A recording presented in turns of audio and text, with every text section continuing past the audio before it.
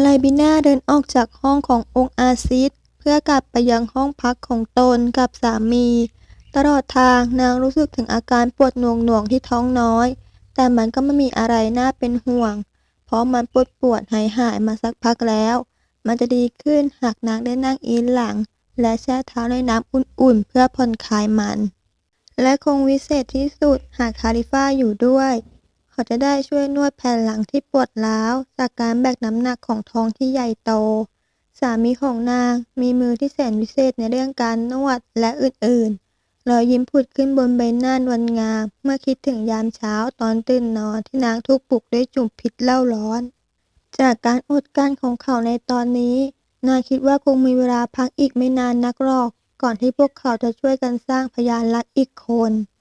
ก่อนที่ไรบิน่าและพวกนางกำนันจะเลี้ยวตรงหัวมุมเข้าไปยังส่วนของที่พัก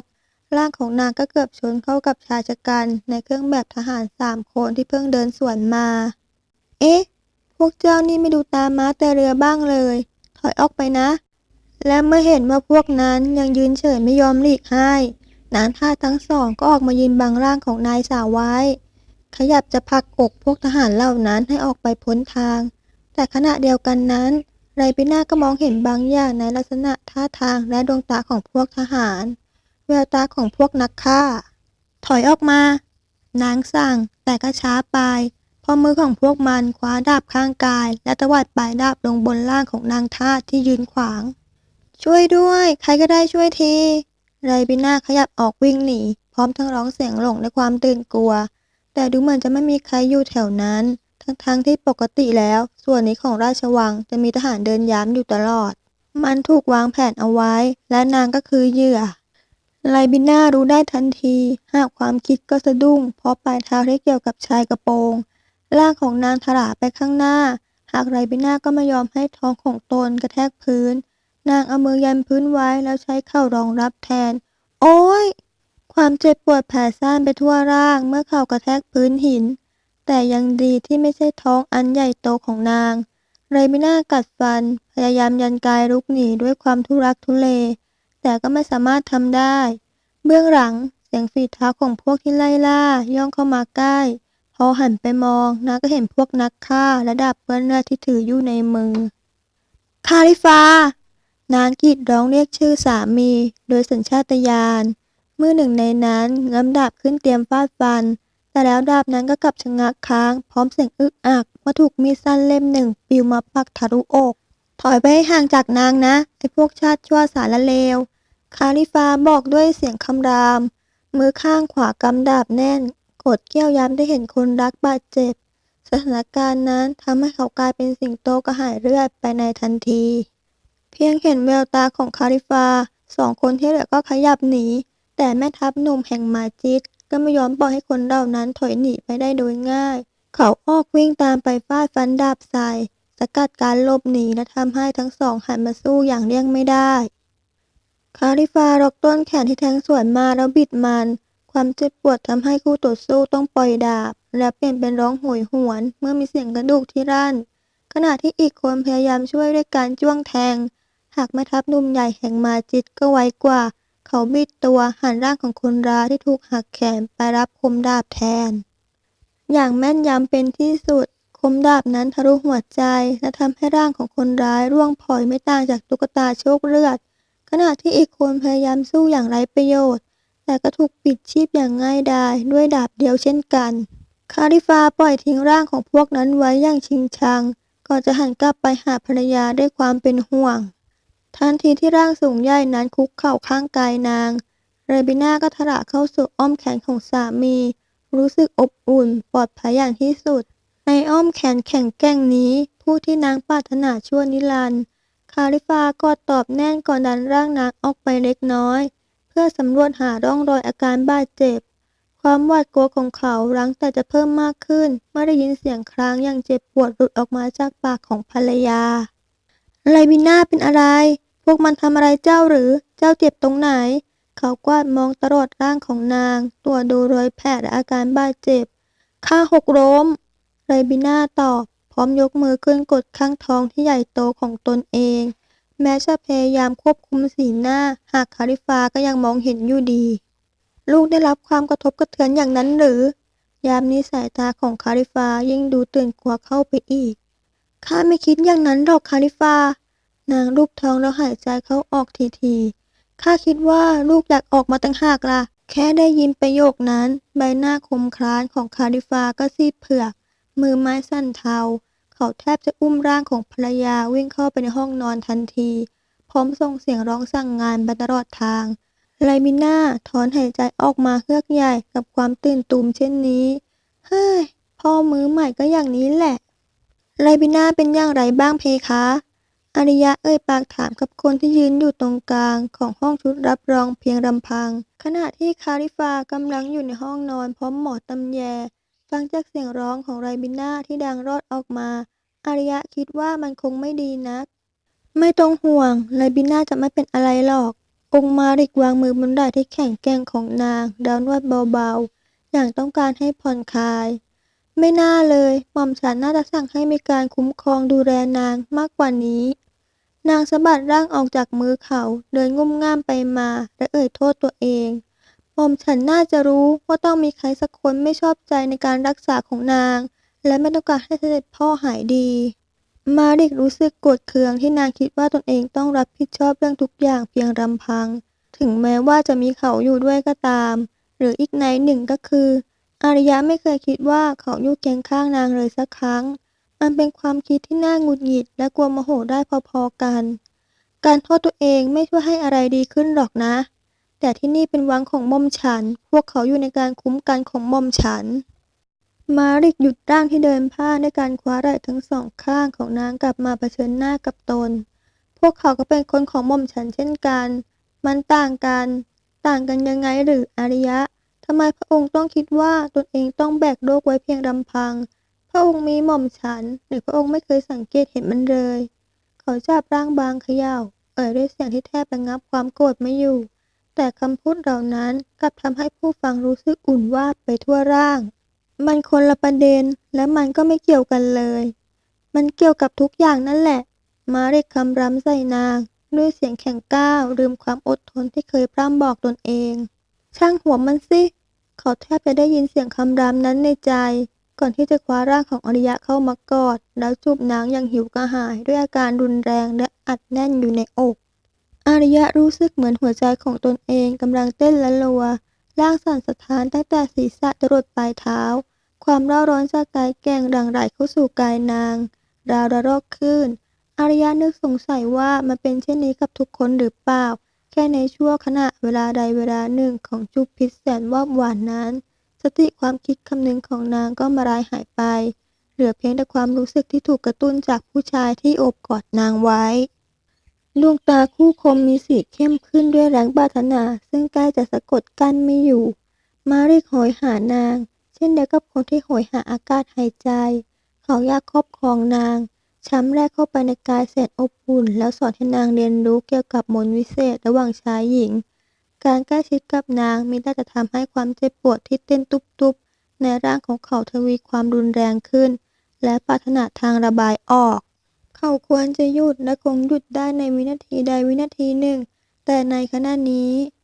กลิ่นหอมรันจวนใจของนางทำให้เกิดความปั่นป่วนเช่นเดียวกับอกอวบที่เบียดชิดมือที่เป็นอิสระของมาริกเลื่อนไล่จากเอวคอดขึ้นมายังทรวงอกสัมผัสอย่างสนิทชิดเชื้อนั้นทำให้หญิงสาวเขย่อริมฝีปากและดูดเสียงค้างออกมามาริกตอบโต้ด้วยการแทรกลิ้นเข้าไปเกี่ยวพันปลายลิ้นของนางส่วนกลางลำตัวของนางเริ่มร้อนเผาทรวงอกเบ่งบานและมีชีวิตชีวาเช่นเดียวกับสะโพกเมื่อฝ่ามือของเขาเปลี่ยนไปรูปไร้ในส่วนนั้นแต่แล้วเสียงกรีดร้องครั้งสุดท้ายของไรบิน่าที่ดังก้องไปทั่วห้องก็ทำให้ทั้งคู่สะดุ้งผละออกจากกันด้วยความสับสนเออมาริกอึกอักขณะมองอาริยะพยายามใช้มือมาที่สั่นเท้าของตนจัดการสับเสื้อให้เข้าที่และยืนสูดลมหายใจเข้าออกลึกทำเหมือนไม่มีอะไรเกิดขึ้นแต่โชคร้ายที่นางไม่อาจลบแววปรารถนาออกจากดวงตาหรือแม้แต่ริมฝีปากบวมเจอจากรสจูบของเขาหม่อมฉันขอโทษพระองค์อยู่ในช่วงที่โศกเศร้าสับสนหม่อมฉันไม่ควรเอาเปรียบอารยะไม่รู้ว่าตนควรรู้สึกอย่างไรกับคำกล่าวนั้นอันที่จริงนางไม่อยากให้เขาหยุดด้วยซ้ำช่างมันเถอะไป ปัดมันออกไปก่อนตอนนี้เราคิดถึงเรื่องไรบิน่าต่างหากยังกับจะทำได้มาริกเอ่ยพึมพำพร้อมกันนั้นประตูห้องก็เปิดพวกออกมาคาลิฟาทราเข้ามากอดคอมาริกแน่นและเอ่ยทะรับทะลังออกมาด้วยน้ำเสียงยินดีอย่างที่ไม่เคยทำมาก่อนลูกชายหม่อมฉันได้ลูกชายไรบิน่าล่ะอารยะถามแทรกอย่างเป็นห่วงนางปลอดภัยดีทั้งคู่ปลอดภัยและแข็งแรงดีนี่เป็นช่วงเวลาที่วิเศษสุดคาลิฟาประกาศก่อนเดินกลับเข้าไปหาภรรยาและลูกที่เพิ่งเกิดด้วยความสุขที่อันล้นอยู่ในอกคาลิฟาประกาศก่อนเดินกลับเข้าไปหาภรรยาและลูกที่เพิ่งเกิดด้วยความสุขที่อัดล้นอยู่ในอกใช่มาริกเอ่ยแม้นริมฝีปากที่ยังมีรสชาติของอารยะติดอยู่ความเสียวซ่านนิดๆแผ่แล่นไปทั่วสันหลังวิเศษจริงๆหลังจากการคลอดลูกที่ฉุกระหุกและหน้าอกสั่นขวัญแขวนของไรบิน่าอาการของนางก็ถือว่าปลอดภัยดีอารยะกับมาริกมีโอกาสเข้าไปเยี่ยมในวันถัดมาอรุณสวัสดิ์เพคะองค์มาริกเจ้าหญิงอารยะไรบิน่าเอ่ยทักทายด้วยรอยยิ้มเมื่อหันมาเห็นทั้งคู่ร่างบอบบางของนางนอนอยู่บนเตียงขณะที่ร่างของเด็กน้อยน่ารักน่าชังนอนอยู่ตรงกลางโดยมีพ่อคอยประคบประหงมอยู่อีกข้างอย่างใกล้ชิดไรบิน่าข้าดีใจที่เจ้าและลูกปลอดภัยนางเอ่ยออกมาอย่างละอายแก่ใจอย่าห่วงเลยเพคะเราทั้งคู่สบายดี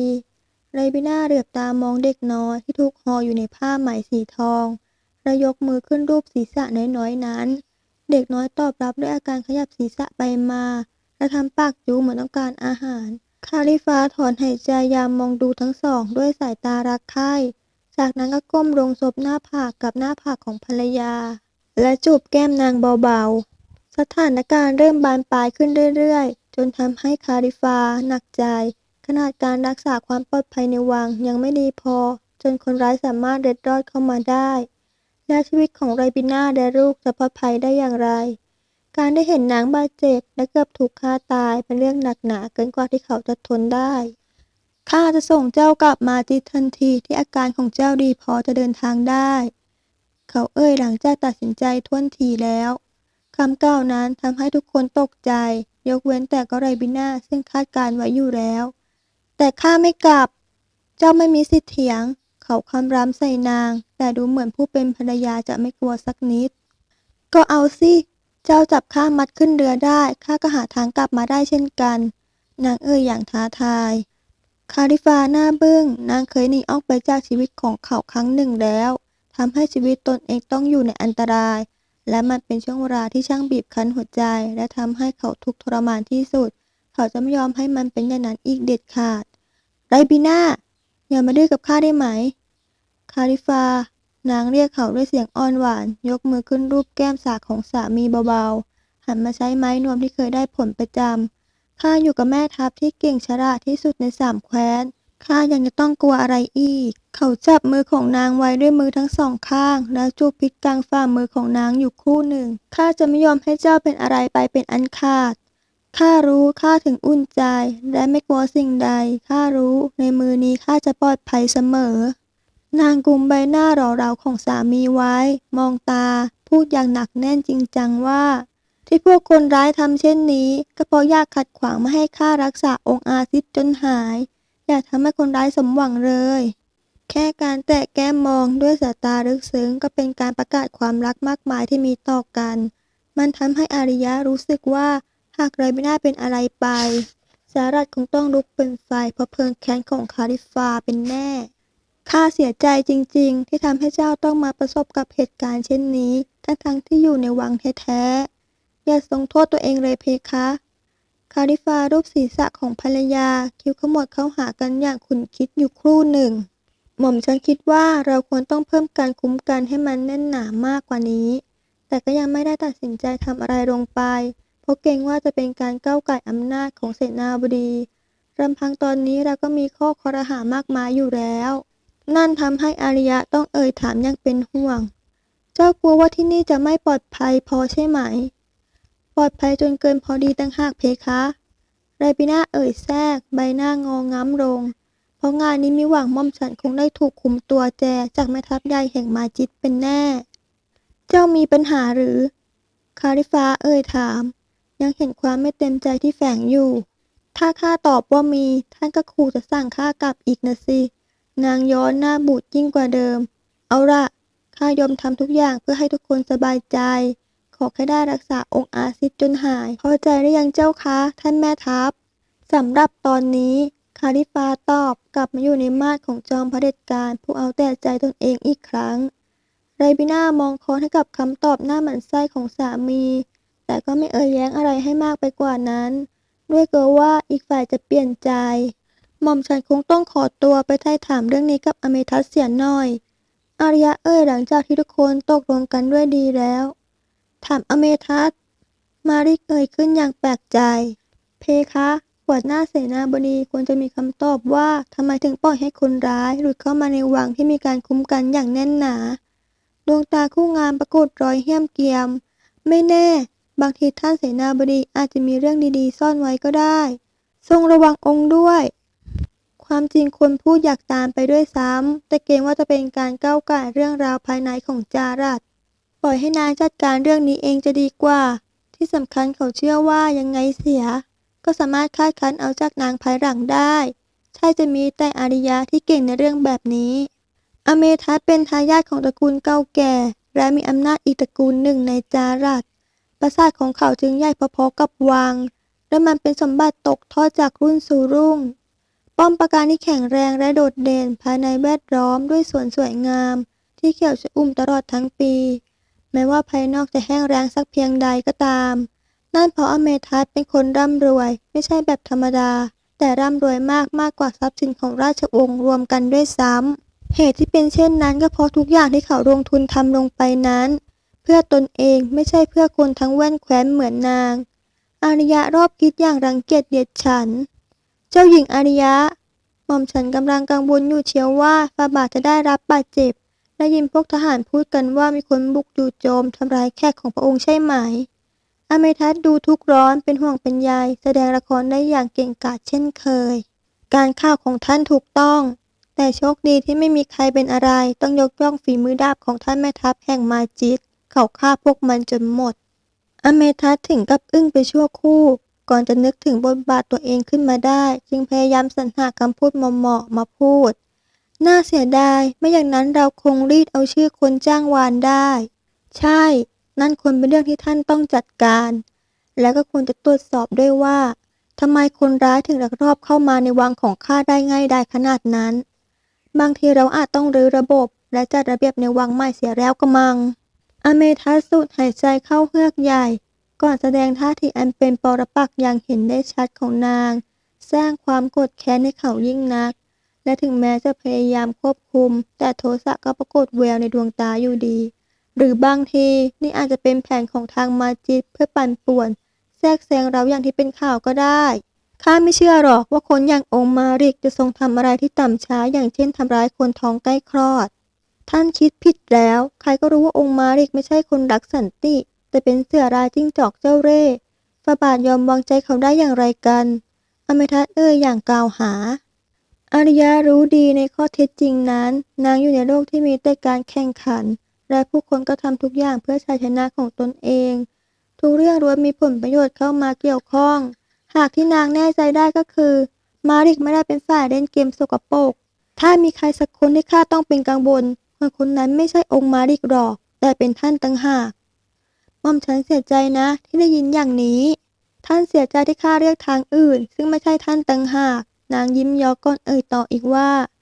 ตอนนี้ข้าได้หมอที่มีฝีมือดีที่สุดมารักษาเสด็จพ่อแล้วอำนาจของคณะเสนาบดีที่ท่านครอบครองคงจะอยู่ได้ไม่นานนักหรอก อเมทัสกัดฟันหายใจเข้าเฮือกใหญ่อย่างเห็นได้ชัด นางผู้หญิงแพทย์สยาคิดว่าตนเองมีอำนาจต่อรองเหนือเขาเพียงเพราะมีคนอย่างมาริกหนุนหลัง แต่มันจะรู้ในที่สุดว่าตัวเองคิดผิด หม่อมฉันขออวยพรให้หมอที่ฝ่าบาทนำมาเก่งจริงสมคำร่ำลือก็แล้วกัน นางเข้าใจความหมายที่แฝงอยู่ในคำพูดของเขาดี แต่ไม่มีทางที่นางจะยอมแพ้คนมักใหญ่ไฟสูงเช่นนี้แน่ ความเกลียดชังที่มีต่ออเมทัสทำให้ร่างสั่นระริก หากหญิงสาวก็พยายามควบคุมตัวเองไว้ไม่ให้ฟาดหน้าอีกฝ่ายด้วยหลังมือหรือกำปั้น ท่านวางใจได้เลย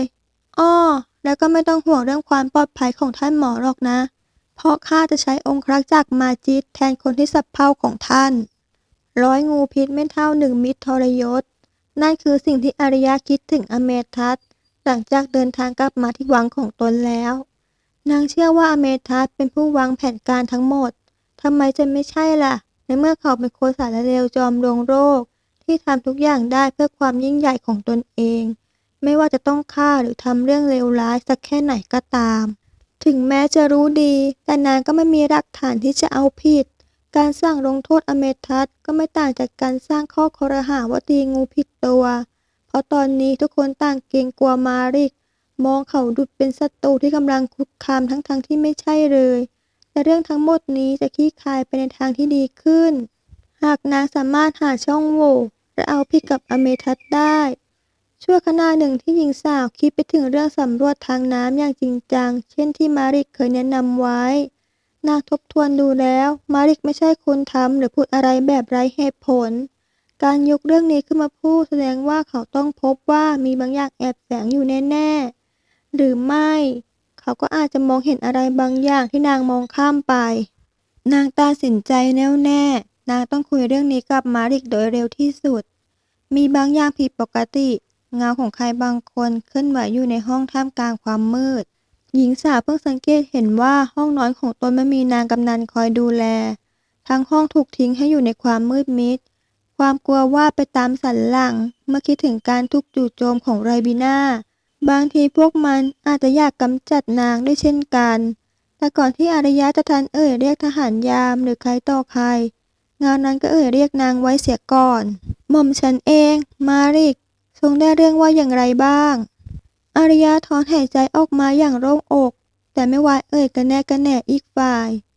หม่อมฉันเชื่อแล้วล่ะว่าการคุ้มกันในวังนี้ระหลวมจริงๆทรงเข้ามาได้อย่างไรอย่ารู้เลยเดี๋ยวจะตกใจเปล่าๆฟังพูดเข้าหญิงสาวหมดปัญญาไม่รู้ว่าจะจัดการกับคนพันนี้ได้อย่างไรคนบ้าเกิดมาก็เพิ่งเคยพบเคยเจอแต่ไหนๆก็ไหนๆแล้วนางมีเรื่องด่วนที่ต้องพูดกับเขาอยู่พอดีไม่ใช่หรือ